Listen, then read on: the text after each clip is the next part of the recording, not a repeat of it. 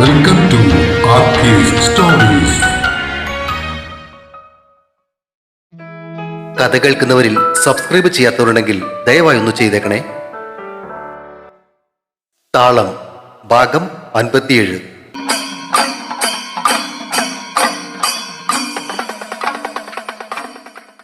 പാതി മറഞ്ഞ ഇരുട്ടിൽ അവളുടെ മുഖഭാവം വ്യക്തമായില്ലെങ്കിലും ആ ചുണ്ടുകളിൽ ഒരു ചിരി വിരിയുന്നത് സേതു കണ്ടു. ലക്ഷ്യയെ മറക്കാൻ സേതുവേട്ടൻ ഇന്നേ വരെ കഴിഞ്ഞിട്ടുണ്ടോ? അവളുടെ ആ ചോദ്യത്തിന് സേതുവിന് മറുപടിയില്ലായിരുന്നു. പ്രജിത്തേട്ടനെ മറക്കാൻ കഴിയാത്തതുകൊണ്ടല്ലേ സേതുവേട്ട മറ്റൊരു കൂട്ടിനെ കുറിച്ച് ഞാൻ ചിന്തിക്കാത്തത്. അങ്ങേര് നൽകിയ വേദന ഒരു പാഠമായിട്ട് എടുത്തത് കൊണ്ടാ. മറുത്തൊന്നും പറയാതെ സേതു അവൾ പറയുന്നത് കേട്ടുകൊണ്ടിരുന്നു. ആരോരുമില്ലാത്ത കാശിയപ്പൻ ഒറ്റക്ക് ജീവിക്കുന്നില്ലേ? 2 മക്കളുണ്ടായിട്ട് എന്താ കാര്യം? മാപ്പോശാൻ ഇപ്പോഴും സ്വന്തം കാര്യം നോക്കി തനിയെ ജീവിക്കുന്നു. പ്രായമായ അച്ഛനെ നോക്കാത്ത മക്കളുള്ളതും ഇല്ലാത്തതും കണക്കല്ലേ? കുറെ കഴിയുമ്പോൾ സേതുവേട്ടന്റെ തന്നെ അവസ്ഥ എന്താ? സ്നേഹമുള്ള ബന്ധുക്കളൊക്കെ കൂടെ ഉണ്ടെങ്കിലും ഒറ്റയ്ക്ക് തന്നെയല്ലേ മുന്നോട്ട് പോകേണ്ടത്? അപ്പൊ ഈ ഒറ്റപ്പെടൽ എന്ന് പറയുന്നത് ഏറെക്കുറെ എല്ലാവരുടെയും ജീവിതത്തിലൊക്കെ ഉള്ളതൊക്കെ തന്നെയല്ലേ? പിന്നെ ഞാൻ എന്തിനു പേടിക്കണം? കുഞ്ഞുനാൾ മുതൽ തറവാട്ടിലെ പറമ്പിലും തൊടിയിലും വൃശ്ചികയോടൊപ്പം ചിരിച്ചു കളിച്ച് നടന്നിരുന്ന കഥയില്ലാത്തൊരു പെൺകുട്ടിയിൽ നിന്നും മുന്നിലിരിക്കുന്നവൾ ഏറെ മാറിപ്പോയിരിക്കുന്നുവെന്ന് സേതു മനസ്സിലാക്കി. ഒരു തരത്തില് പറഞ്ഞ പ്രജിത്തേട്ടനോട് ഞാൻ നന്ദി പറയുക വേണ്ടത്. അങ്ങേര് അന്ന് അങ്ങനെ ഒരു തീരുമാനം എടുത്തില്ലായിരുന്നെങ്കിൽ ഒരുപക്ഷെ അതാ യഥാർത്ഥ സ്നേഹം എന്ന് ഞാൻ കരുതി പെട്ടുപോയേനെ. സത്യത്തിൽ എനിക്കിപ്പോ സേതുട്ടന്റെ ലക്ഷ്യ ചേച്ചിയോട് അസൂയ. സ്നേഹിക്കപ്പെടുകയാണെങ്കിൽ അങ്ങനെ സ്നേഹിക്കപ്പെടണം, ഇല്ലേ പോട്ട് പുല്ലെന്ന് നോക്കണം. അവളുടെ സംസാരം കേട്ട് സേതുവിന് ചിരി വന്നു. എന്തായാലും ആ പ്രേമം പൊളിഞ്ഞതുകൊണ്ട് ഇങ്ങനൊരു ഗുണമുണ്ടായി. നീ ഇപ്പോൾ ഒരു തത്വജ്ഞാനിയായിട്ടുണ്ട്. ആ അതാ. പാതി കളിയായും പാതി കാര്യമായും മുഖത്തൊരു ഗാംഭീര്യം വരുത്തിക്കൊണ്ട് അവൾ പറഞ്ഞു. അനുഭവങ്ങളാ സേതുവേട്ട തത്വജ്ഞാനികളെ സൃഷ്ടിക്കുന്നത്. അടിപൊളി. ഇതൊന്ന് എവിടെയെങ്കിലുമൊക്കെ ഒന്ന് എഴുതി നോക്കണല്ലോ ചോദിച്ചേ. എഴുതി വെച്ചോ, ഇടയ്ക്കിടെ ഇനി ഇതുപോലെ ഓരോന്ന് ഇട്ട് തരാം. പക്ഷെ നിന്റെ അമ്മച്ചിയുടെ വീട്ടുകാരെ നീ ഇങ്ങനെ ഒറ്റയ്ക്ക് ജീവിക്കാൻ സമ്മതിക്കുമെന്ന് നിനക്ക് തോന്നുന്നുണ്ടോ? അതൊരു പ്രശ്നാ. വല്യമ്മാവന്റെ മുഖത്തോട്ട് നോക്കിയ അമ്മ മുന്നിൽ നിൽക്കുന്ന പോലെ തോന്നുന്നേ. മറുത്ത് പറയാൻ അല്പം ബുദ്ധിമുട്ടാ. അതാ ഞാൻ പറഞ്ഞത്. തത്വങ്ങളൊക്കെ പറയാൻ എളുപ്പമാണെങ്കിലേ പ്രാവർത്തികമാക്കാൻ അല്പം ബുദ്ധിമുട്ടാ കൊച്ചേ. ആ വരട്ടെ, അപ്പൊ നോക്കാം. നിബന്ധനകളില്ലാതെ നമ്മെ മനസ്സിലാക്കുന്ന ഒരാൾ കൂടെ നിൽക്കാനുണ്ടാവുക എന്നൊക്കെ പറയുന്നത് ഭാഗ്യം തന്നെയാ. പക്ഷേ ഇനിയും ഒരു ഭാഗ്യപരീക്ഷണത്തിന് മുതിരാനുള്ള ധൈര്യമില്ല. മനസ്സിനേറ്റ മുറിവൊരു നെടുവീർപ്പിനാൽ കുറയ്ക്കാൻ ശ്രമിക്കുന്നവളെ സേതു സഹതാപത്തോടെ നോക്കി.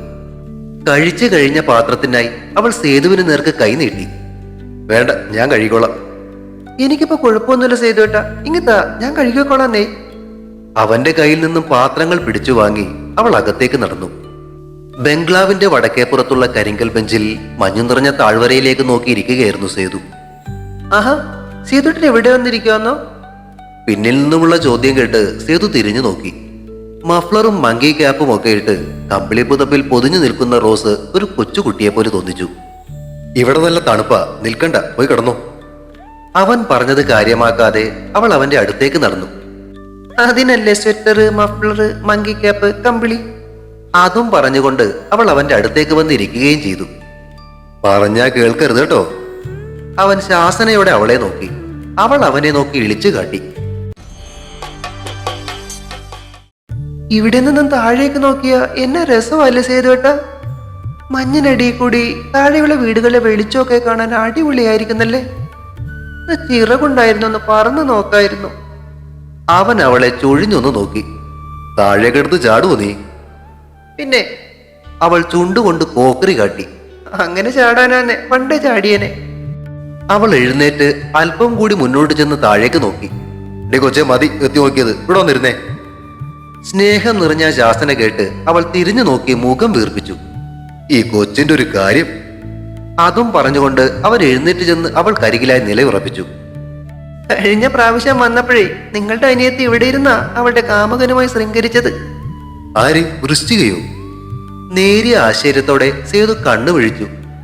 പിന്നല്ലാതെ നിങ്ങൾക്ക് വേറെ ഏത് പെങ്ങളാ ഉള്ളത്? പക്ഷെ അവളെ കുറ്റം പറയാൻ പറ്റില്ല കേട്ടോ. ഇവിടെ ഇരുന്നാലേ ആരും ഒന്ന് പ്രേമിച്ചു പോകും. എന്നിട്ട് റോസാ കൊച്ചിനെ പ്രേമിക്കാൻ തോന്നുന്നുണ്ടോ? കണ്ണുകളിൽ കുസൃതി നിറച്ചുകൊണ്ട് അവൻ അവളെ നോക്കി. ആ ഒരു നെടുവീർപ്പിട്ടുകൊണ്ട് അവൾ പറഞ്ഞു. തോന്നുന്നൊക്കെയുണ്ട്, പക്ഷെ പറഞ്ഞിട്ട് എന്താ കാര്യം? പ്രേമം തോന്നിയത് ഒരു മണകുണാഞ്ഞനോടായിപ്പോയില്ലേ? വേറും ഉപകാരത്തിണ്ടി. സേതുവിന്റെ നെറ്റി ചൊളിഞ്ഞു.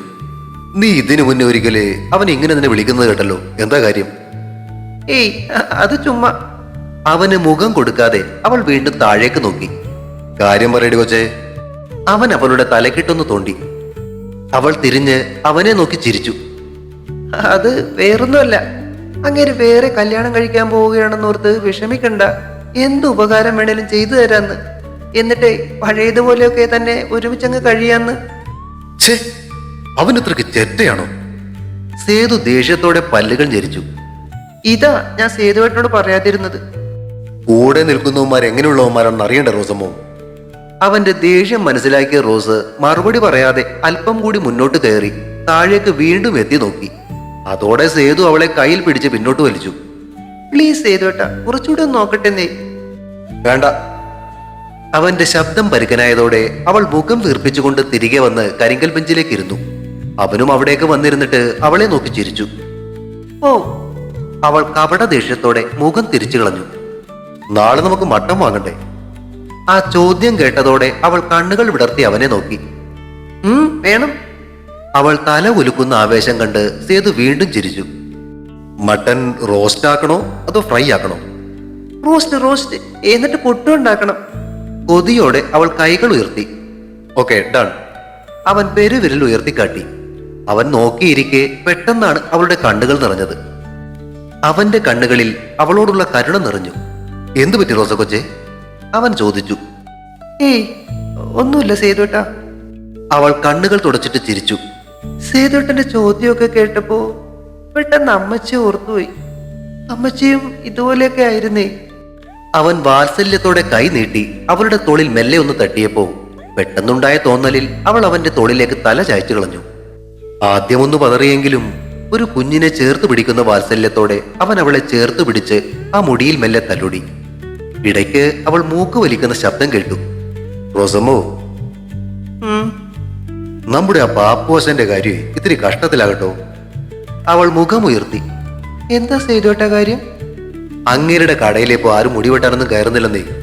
ചെറുപ്പക്കാരൊക്കെ അങ്ങ് ടൗണിൽ പോയാ വെട്ടുന്നത്.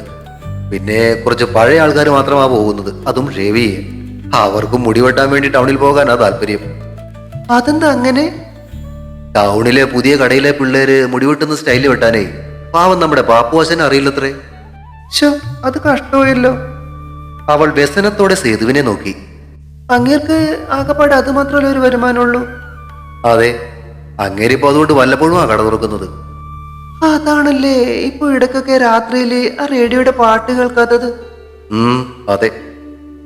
ടൗണിലെ കടയില് നമുക്ക് എന്തെങ്കിലും ജോലി കൊടുത്താലോ സേതുവേട്ട? എന്ത് ജോലി കൊടുക്കാനാടാ? പുള്ളിക്കാരൻ അതൊക്കെ പറ്റുമെന്ന് എനിക്ക് തോന്നുന്നില്ല. എങ്കിൽ പിന്നെ മറ്റൊരു കാര്യം ചെയ്താലോ? അവൾ ബാക്കി പറയുന്നത് കേൾക്കാനുള്ള ആകാംക്ഷയോടെ അവനിരുന്നു. പാപ്പോശാന്റെ കടയിൽ പോയിരിക്കുന്നത് അവരുടെ തന്നെ സ്ഥലത്തല്ലേ? ഇപ്പോഴത്തെ ആ കട അങ്ങ് പൊളിച്ചു മാറ്റിയിട്ടേ പുതിയ രീതിയിൽ ഒരു കട പണിതാലോ? പുറത്തു നിന്നും രണ്ടുപേരെ നമുക്ക് ജോലിക്ക് വെക്കുകയും ചെയ്യാം. പാപ്പോശാൻ അതിന്റെ മേൽനോട്ടം വഹിക്കട്ടെ. അങ്ങനെ വരുമ്പോ കരയിലുള്ളവരൊക്കെ മുടി വെട്ടാനായി ടൗണിൽ പോകാതെ പാപ്പോശാന്റെ കടയിൽ തന്നെ കയറിക്കോളും. വേണമെങ്കിൽ നമുക്കത് 2 പോർഷനാക്കിയിട്ടേ പെണ്ണുങ്ങളുടെ ഒരു ഹെയർ കട്ടിങ് സലൂൺ കൂടി തുടങ്ങാം. കരയിലുള്ള പെണ്ണുങ്ങളൊക്കെ അങ്ങനെ കേറോടി? സേതുവേട്ടൻ എന്താ കരുതിയിരിക്കുന്നേ? കാലം മാറിപ്പോയി സേതുവേട്ട. നമ്മുടെ പെൺപിള്ളേർ ഇപ്പൊ ടൗണിൽ തുടങ്ങിയിരിക്കുന്ന ബ്യൂട്ടി പാർലറൊക്കെ പോകാറുണ്ട്. ആണോ? പിന്നല്ലാതെ. എങ്കിലത് കൊള്ളാം, നല്ലൊരു ഐഡിയ ആണ്. പക്ഷെ നമ്മളത് ചെയ്തു കൊടുക്കൂന്ന് പറയുമ്പോ ആശാൻ സമ്മതിക്കുമെന്നാ. ആരുടെയും ഔദാര്യമൊക്കെ പറ്റുന്നതേ പുള്ളിക്ക് അത്ര ഇഷ്ടമുള്ള കാര്യമൊന്നുമല്ല. അത് മറ്റുള്ളവരുടെ കാര്യത്തില്. ഈ റോസ് പറഞ്ഞാല് പാപ്പുവാശാൻ എതിര് പറയില്ല. പിന്നെ പുള്ളിക്ക് തീരെ വിഷമമാന്നേ കിട്ടുന്ന ലാഭത്തിൽ നിന്നും ചെറിയൊരു തുക തിരികെ തരാനും പറയാം. ആ, അത് ചിലപ്പോ ഓക്കെ ആവും. തിരിച്ചു ചെല്ലുമ്പോ ഞാൻ തന്നെ പാപ്പുവാശാനെ കണ്ട് സംസാരിക്കാം. ശരി, അത് മതി. എന്നാൽ നീ നമുക്ക് കിടക്കാൻ നോക്കാം. നാളെ പുതുശ്ശേരിയിലെ ഫാക്ടറിയിലൊക്കെ ഒന്ന് പോകാനുള്ളതല്ലേ. അതും പറഞ്ഞുകൊണ്ട് അവൻ എഴുന്നേറ്റു. ഇന്നിനി എങ്ങനെ ഒറ്റയ്ക്ക് കിടക്കാൻ പേടിയുണ്ടോ നിനക്ക്? അകത്തേക്ക് നടക്കുന്നതിനിടയിൽ അവൻ ചോദിച്ചത് കേട്ട് അവൾ ചളിപ്പോടെ ചിരിച്ചു. ഏയ്, അതിന്നലെ ഒരു സ്വപ്നം കണ്ടതല്ലേ. പനി വരുമ്പോ ഇങ്ങനെ അർത്ഥമില്ലാത്ത സ്വപ്നങ്ങൾ കാണുന്നത് പണ്ടേ ഒരു പതിവാന്നേ. എന്നാ ശരി, പോയി കിടന്നു. Good good night. Good night സേതുവേട്ടാ. അവനെ നോക്കി കൈവീശിയിട്ട് അവൾ മുറിക്കകത്തേക്ക് കയറി. പിറ്റേ ദിവസം കാലത്ത് ജോയിച്ചേട്ടൻ കൊണ്ടുകൊടുത്ത മട്ടൻ റോസ്റ്റ് ആക്കാൻ വേണ്ടിയുള്ള സവാള അരിഞ്ഞു കൊടുത്തിട്ട് പുട്ടുണ്ടാക്കൽ റോസ് ഏറ്റെടുത്തു. സാധാരണ പനി കഴിയുമ്പോൾ അമ്മച്ചി ഉണ്ടാക്കുന്ന മട്ടൻ റോസ്റ്റ് കഴിക്കാനായിരുന്നു അവൾ ഏറെ ഇഷ്ടപ്പെട്ടിരുന്നത്. അതുകൊണ്ട് തന്നെ പുട്ടുണ്ടാക്കുന്നതിനിടയിൽ അമ്മച്ചി മട്ടൻ റോസ്റ്റ് വെക്കാറുള്ളത് എങ്ങനെയാണെന്ന് അവൾ സേതുവിന് പറഞ്ഞു കൊടുക്കുകയും ചെയ്തു. എന്നാ പിന്നെ നിനക്ക് ഞങ്ങളുടെ വെച്ചൂടെ റോസമ്മോ? ഇടയ്ക്ക് അവൻ ചോദിച്ചതിന് പറ്റില്ലെന്ന അർത്ഥത്തിൽ അവൾ തലയിളക്കി. ഏയ് അത് ശരിയാവില്ല. പനി കഴിഞ്ഞ ഇതുപോലെ ഉണ്ടാക്കി തരുന്നത് കഴിക്കാനാന്നേ കൊതി. കൊള്ളാം. ചിരിച്ചുകൊണ്ട് അവൻ പണി തുടർന്നു. കുളി കഴിഞ്ഞ് ചായ കുടിക്കാൻ വന്നിരുന്നപ്പോ മട്ടൺ റോസ്റ്റ് വെച്ചിരുന്ന പാത്രത്തിന്റെ മൂടി തുറന്ന് മണം പിടിക്കുന്നതും അടുത്തേക്ക് നീക്കി വെച്ച് വിളമ്പി എടുക്കുന്നതും കണ്ടപ്പോ ഒറ്റയിരിപ്പിന് അത് മുഴുവൻ തീർക്കുമെന്ന് തോന്നിയെങ്കിലും ചിരട്ടപ്പൂട്ടിന്റെ പകുതി മാത്രം റോസ്റ്റും ചേർത്ത് കഴിച്ച് മതിയാക്കി എഴുന്നേറ്റവളെ കണ്ട് സേതു കണ്ണുകൾ ചുരുക്കി. മതി. അവന്റെ നോട്ടം കണ്ട് ഒരു ഇളിഞ്ഞ ചിരിയോടെ റോസ് പറഞ്ഞു. ഇതിനാന്നോ പൊന്നുമോളെ നീ ഇത്ര ആക്രാന്തം കാട്ടിയേ? ഇപ്പോ മതിയെന്നാ പറഞ്ഞ്. ഫാക്ടറി പോയി വന്നിട്ട് ഉച്ചക്കത്തെ ഊണിനൊപ്പം കഴിക്കാം. പിന്നെ ബാക്കിയുള്ളത് നാട്ടിലേക്കും കൊണ്ടുപോകാം. അപ്പോ ഇന്ന് മുഴുവൻ ഇത് തന്നെ കറി? Yes boss. അവൾ തല കുലുക്കിക്കൊണ്ട് എഴുന്നേറ്റു. ഇനി ഇത് തീരാതെ ഈ റോസിനൊരു വിശ്രമമില്ല മോനെ. ഫാക്ടറിയിലും തോട്ടത്തിലും പോയിട്ട് ഉച്ചയ്ക്ക് തിരികെ എത്തി ഊണ് കഴിച്ചതിന് ശേഷം അവർ പുതുശ്ശേരിയിൽ ടീ ഫാക്ടറിയും സന്ദർശിച്ചു. റോസിനെ കുറിച്ച് ശിവൻ വിളിച്ചു പറഞ്ഞിരുന്നതിനാൽ അവളെയും സേതുവിനെയും സ്വീകരിക്കാൻ അവിടുത്തെ മാനേജർ തയ്യാറായി നിൽപ്പുണ്ടായിരുന്നു. ആ ഫാക്ടറിയും അവിടുത്തെ പ്രവർത്തനങ്ങളും കൂടി കണ്ടു മനസ്സിലാക്കിയതിനു ശേഷം അവർ ചെറുവാണിയൂരേക്ക് യാത്ര തിരിക്കുമ്പോൾ 3 മണി കഴിഞ്ഞിരുന്നു. 2 ഫാക്ടറികളിലെയും ഫസ്റ്റ് ക്വാളിറ്റി തേയിലകൾ ചേർത്ത് ഒരു ബ്രാൻഡ് ഉണ്ടാക്കി ഏജന്റിനെ ഏൽപ്പിക്കാതെ നേരിട്ട് എക്സ്പോർട്ട് ചെയ്യുന്നതിനെ കുറിച്ചായിരുന്നു തിരികെ പോരുന്ന വഴിക്ക് റോസിന്റെ സംസാരം. ശിവനോടുകൂടി സംസാരിച്ചിട്ട് അക്കാര്യത്തെക്കുറിച്ചൊരു തീരുമാനമെടുക്കാമെന്ന് സേതുവും സമ്മതിച്ചു. തിരികെ അവർ ചെറുവാണിയൂരേക്ക് എത്തുമ്പോൾ സമയം 6 കഴിഞ്ഞിരുന്നു. അവർ ചെല്ലുമ്പോൾ റോസിന്റെ വീടിന്റെ ഗേറ്റ് മലർക്കെ തുറന്നു കിടക്കുകയായിരുന്നു. വരാന്തയിൽ കുത്തിയിരിക്കുന്ന വൃശ്ചികയും യാമിയെയും കണ്ട് റോസിന്റെ മുഖം അത്ഭുതം കൊണ്ട് വിടർന്നു. ഇവരെന്താ ഇവിടെ വന്നിരിക്കുന്നേ? വണ്ടി ഒതുക്കുന്നതിനിടയിൽ സേതു ചോദിച്ചു. കുട്ടിക്കാനത്ത് പോയതിന്റെ വിശേഷങ്ങൾ കേൾക്കാനാവും. സേതുവിനോട് മറുപടി പറഞ്ഞിട്ടാണ് റോസ് കാറിൽ നിന്നും ഇറങ്ങിയത്. കാറിന്റെ താക്കോൽ ഏൽപ്പിച്ചിട്ട് സേതു മുറ്റത്തു നിന്നും റോഡിലേക്ക് കയറിയതും വൃശ്ചികയും യാമിയും റോസിന്റെ പിന്നാലെ കൂടി. എങ്ങനെയുണ്ടായിരുന്നേ റോസമ്മോ 2 ദിവസത്തെ ട്രിപ്പ്? യാമിയെ നോക്കി കണ്ണിറുക്കിയിട്ടായിരുന്നു വൃശ്ചികയുടെ ചോദ്യം. വാതിൽ തുറക്കുന്നതിനിടയിൽ റോസ് തിരിഞ്ഞു നോക്കി. ഓ, എന്നാ ഉണ്ടാകാനാ, ഒടുക്കത്തെ പനിയായി പോയെന്നേ. അയ്യോടോ. എന്നിട്ടെന്നാ അവിടെ അടുത്തുള്ളൊരു വൈദ്യര് വന്ന് നോക്കിയിട്ട് മരുന്ന് തന്നു. സേതുവേട്ടനാ രാത്രി കഞ്ഞിയൊക്കെ ഉണ്ടാക്കി തന്നത്. രാത്രി ഞാൻ എഴുന്നേറ്റ് നോക്കിയപ്പോ ഉണ്ടല്ലോടി. നോക്കിയപ്പോ ആവേശം മൂത്ത് രണ്ടും കൂടി ഒരുമിച്ചാണ് ചോദിച്ചത്. മുറിക്കകത്തേക്ക് കയറിയ റോസ് രണ്ടിനെ നോക്കി കണ്ണുകൾ ചുരുക്കി. എന്തോന്നാ രണ്ടിനും ഒരു അമിതാവേശം? ഏയ് ഒന്നുമില്ല. മുഖം സാധാരണ മട്ടിലാക്കിയിട്ട് യാമി പറഞ്ഞു. നീ കാര്യം പറയുന്നേ. രാത്രി എന്തൊക്കെയോ സ്വപ്നം കണ്ട് ഉറക്കത്തിൽ നിന്ന് എഴുന്നേറ്റപ്പോ ഉണ്ടല്ലോ സേതുവേട്ടൻ. വീണ്ടും കോറസ്. എടി പുല്ലുകളെ, നിന്റെയൊക്കെ ആക്രാന്തം കണ്ടാല് സേതുവേട്ടൻ എന്നെ കയറി പിടിച്ചെന്ന് തോന്നുമല്ലോ.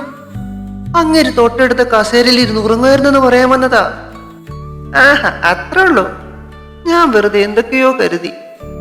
വൃശ്ചിക നിരാശയോടെ നെടുവീർപ്പിട്ടു. അല്ലേലും അങ്ങേരെ കൊണ്ട് അതിനൊന്നും കൊള്ളത്തില്ലെന്നേ.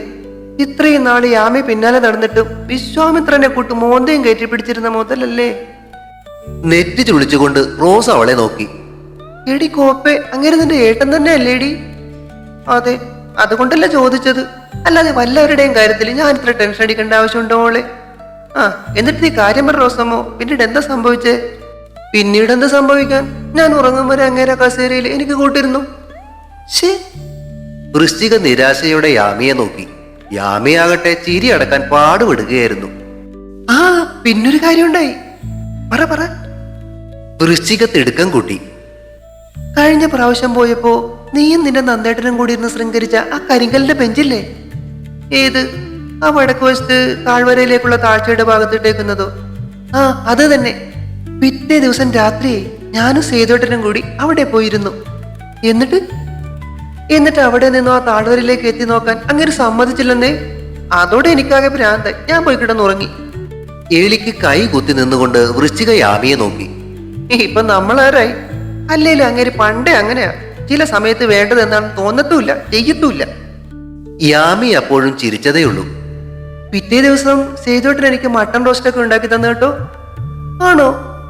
വൃശ്ചികയുടെ ചോദ്യത്തിന് പഴയ ആവേശം ഉണ്ടായിരുന്നില്ല. അതേടാ, എനിക്കപ്പോ അമ്മച്ചി അടുത്തുള്ളതുപോലെ തോന്നിപ്പോയി. നന്നായി. അങ്ങേരോടെ ആ മുണ്ടും ഷർട്ടും ഒക്കെ മാറ്റിയിട്ട് ഒരു സാരിയും ബ്ലൗസും എടുത്തു കൊടുക്കാൻ പറയാം. അപ്പൊ പിന്നെ നിനക്ക് സൗകര്യമായല്ലോ. മുഖം വെട്ടിത്തിരിച്ചിട്ട് അവൾ യാമിയെ വിളിച്ചു. മടി, നമുക്ക് പോവാം. ആ നില്ലടി, പോകല്ലെന്നേ, കുറച്ചുകൂടെ ഉണ്ട് പറയാ, കേട്ടിട്ട് പോ. റോസ് അവരെ പിന്നിൽ നിന്നും വിളിച്ചു. നീ തന്നെ താൻ ഇരുന്നോണ്ടങ്ങ് പറഞ്ഞേച്ചാ മതി. യാമിയെയും വരിച്ചുകൊണ്ട് പുറത്തേക്ക് നടക്കുന്നതിനിടയിൽ തിരിഞ്ഞു നോക്കാതെ വൃശ്ചിക വിളിച്ചു പറഞ്ഞു. ഒരുത്തി ഏട്ടനും വേറൊരുത്തി പഴയ കാമുകനും പെണ്ണുണ്ടാക്കാൻ ഇറങ്ങിയേക്കുവാ. അവരുടെ ആ പോക്കും നോക്കി നിന്ന റോസ് ചിരിച്ചുകൊണ്ട് പിറുപിറുത്തു. കാശിയപ്പാ, നമുക്കൊന്ന് കള്ള് ഷാപ്പിൽ പോയാലോ? ദേവരുടെ അമ്പലത്തിൽ നിന്നും ദീപാരാധനയും തൊഴുതിട്ട് റോസിന്റെ വീട്ടിലേക്ക് എത്തിയതായിരുന്നു കാശിയപ്പൂപ്പൻ. അവളുടെ ആ ചോദ്യം കേട്ട് അങ്ങേരുടെ കണ്ണു തള്ളി. 2 പ്രാവശ്യം കുട്ടിക്കാനത്ത് പോയപ്പോഴേക്കും നീ കള്ളു കുടിക്കാനും തുടങ്ങിയോ കൊച്ചേ? അങ്ങേരുടെ ചോദ്യം കേട്ട് അവൾ പൊട്ടിച്ചിരിച്ചു. എന്റെ പൊന്ന് കാശിയപ്പൂപ്പ, എനിക്കല്ല, നമ്മുടെ പാപ്പോശന് വേണ്ടിയിട്ടാന്നേ. അങ്ങേരിപ്പോ കട തുറക്കുന്നില്ലെന്ന് സേതുവേട്ടൻ പറഞ്ഞായിരുന്നു. ശരിയാ റോസ കൊച്ചേ, പുള്ളിക്കാരന്റെ കാര്യം ഇച്ചിരി വരുങ്ങല്ല. കടയിൽ ആരും കയറുന്നില്ലെന്നാ കേട്ടത്. അതിനെ ഞാൻ ഒരു ഐഡിയ കണ്ടിട്ടുണ്ട്. അതേക്കുറിച്ച് സംസാരിക്കാൻ വേണ്ടി പുള്ളിക്കാരന്റെ വീട്ടിലോട്ടൊന്ന് പോവാനാ. പോകുമ്പോ 2 കുപ്പി കള്ളും വാങ്ങിച്ചോണ്ട് പോവാന്ന് കരുതി.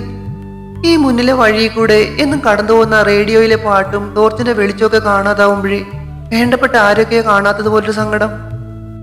നിനക്കല്ലേലും നല്ല മനസ്സാ റോസ കൊച്ചേ. അങ്ങേരവളെ ചേർത്ത് പിടിച്ച് തലോടി.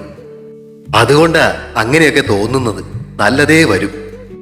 തോടിന് കുറുകെയിട്ടിരുന്ന തടിപ്പാലവും കടന്ന് റോസും കാശിയപ്പനും കൂടി പാപ്പുവാശന്റെ വീട്ടിലേക്ക് കയറി ചെല്ലുമ്പോൾ ഒരു കള്ളിമുണ്ട് കൊടുത്ത് വരാന്തയിലിരുന്ന് റേഡിയോ ട്യൂൺ ചെയ്യുന്ന തിരക്കിലായിരുന്നു പുള്ളിക്കാരൻ. മാറ്റിവെക്കുന്ന സ്റ്റേഷനുകൾ അനുസരിച്ച് പാട്ടുകൾ മാറി മാറി വരുന്നുണ്ട്. 2 കൈകളിലുമായിട്ട് കള്ളുകുപ്പിയും പൊക്കിപ്പിടിച്ചുകൊണ്ടുവരുന്ന റോസിനെ കണ്ട് പാപ്പുവാശൻ ആശ്ചര്യത്തോടെ എഴുന്നേറ്റു. ഇതെന്താ കൊച്ചെ പതിവില്ലാതെ ഈ വഴിക്ക്? ഇതെന്തോന്നാ നിന്റെ കയ്യില്? ഇതോ? അവൾ കുപ്പി ഉയർത്തി കാട്ടി. ഇത് കള്ള്. ഇന്ന് ആശാന്റെ കൂടെ ഇരുന്നേ അല്പം കള്ളടിക്കാന്ന് കരുതി. നീ ആള് കൊള്ളാലോ, വാ കയറി വാ. അവൾക്ക് പിന്നാലെ കാശിയപ്പനും വരാന്തയിലേക്ക് കയറിയിട്ട് അരമതിലേക്ക് ഇരുന്നു. അങ്ങേരുടെ കയ്യിലും ഉണ്ടായിരുന്നു 2 കുപ്പിക്കള്ള്, പിന്നെ കൂടാതെ 1-2 പൊതികളും. പാപ്പോശൻ ഇപ്പൊ അതുവഴിയൊന്നും കാണാറില്ലല്ലോ, എന്തു പറ്റി? റോസ് ചോദിച്ചു. ഇപ്പൊ ആളുകൾ ആരും മുടി വെട്ടാനായി കടയിലേക്കൊന്നും വരുന്നില്ല കൊച്ചേ. എല്ലാവരും അങ്ങ് ടൗണിലേക്കാ പോകുന്നേ. പാപ്പു ആശാൻ പഴഞ്ചനായി പോയില്ലേ? ആശാന്റെ വെട്ടും പഴഞ്ചനാത്രേ. എന്ത് ചെയ്യാനാ? അതൊക്കെ നമുക്ക് ശരിയാക്കാശാനെ. റോസ് കയ്യിലിരുന്ന കുപ്പികൾ അരമതിലേക്ക് വെച്ചു. എല്ലാ ദിവസവും രാത്രി വീട്ടിലെ വരാന്തയിലിരിക്കുമ്പോഴേ വഴിയിലൂടെ പോകുന്ന ആശാന്റെ റേഡിയോയിൽ നിന്നുള്ള പാട്ട് കേട്ടില്ലേ, എന്തോ ഒരു വിഷമം പോലെയാ. പാപ്പു ആശാൻ അത് കേട്ട് വെറുതെ ചിരിച്ചു. റോസ് എഴുന്നേറ്റു. നിങ്ങൾ ഇരിക്കെ, ഞാൻ അകത്ത് പോയി ഗ്ലാസും പ്ലേറ്റുകളൊക്കെ എടുത്തോണ്ട് വരാം. വേണ്ട മോളെ, ഞാൻ എടുക്കാം. ആശാനും എഴുന്നേൽക്കാൻ ശ്രമിച്ചു. അവിടെ ഇരിക്കാശാനെ. അവൾ പാപ്പു ആശാന്റെ തോളിൽ പിടിച്ച് തിരികെ ഇരുത്തിയിട്ട് അകത്തേക്ക് കയറിപ്പോയി. നമ്മുടെ കരയുടെ ഒരു അനുഗ്രഹമാണോ അവള്? ഷാപ്പിൽ നിന്നും വാങ്ങിയ ഭക്ഷണപ്പൊതി തുറക്കുന്നതിനിടയിൽ കാശിയപ്പൂപ്പൻ പറഞ്ഞ വാക്കുകൾ കേട്ട് തലയാട്ടിയ പാപ്പു ആശാന്റെ കണ്ണുകളിൽ നനവിന്റെ നീർച്ചാലുകൾ വീണിരുന്നു. തുടരും. താളം അടുത്ത ഭാഗം ഉടൻ പ്രതീക്ഷിക്കുക. സബ്സ്ക്രൈബ് ചെയ്യാത്തവരുണ്ടെങ്കിൽ ദയവായി സബ്സ്ക്രൈബ് ചെയ്ത് സപ്പോർട്ട് ചെയ്യണേ. കഥയ്ക്ക് അഭിപ്രായങ്ങളും ലൈക്കുകളും ഹൈപ്പും നൽകുന്നതിനോടൊപ്പം തന്നെ കഥയുടെ ലിങ്ക് കഴിയുന്നവർക്കൊക്കെ ഒന്ന് ഷെയർ ചെയ്ത് കൂടി കൊടുത്തേക്കണേ. Thank U.